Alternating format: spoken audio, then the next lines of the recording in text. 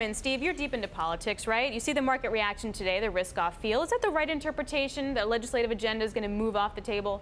What's been surprising to a lot of people who ask me about this is why the market hasn't moved sooner. In other words, you've had this, I won't call it a constitutional crisis, but you've had this issue going on for a while. You've had the fact that the legislative agenda is slowing down, going on for a while, and we haven't had any market reaction. And I would say today's reaction is obviously pretty mild in the great scheme of life.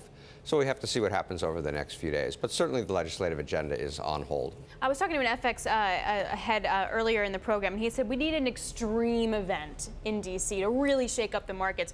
What's an extreme event? I feel like each day there's something more, but it's not going to be the big event. Well, obviously an extreme event would be if the president's hold on his office somehow seems jeopardized, which I personally don't think it is at the moment.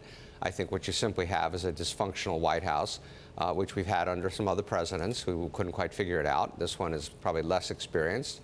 So I don't see an extreme event on the political side in the short run, but who knows? And turning to extreme event and sort of tying that into Trump's position, and particularly on jobs. Ford, cutting jobs, they see about 1,400 salary position affected. This comes after the Journal said yesterday they're going to cut about 10% of their workforce. That stock just down by 0.8% in pre-market. The teams will be really about North America and Asia being affected. What's your reaction to that?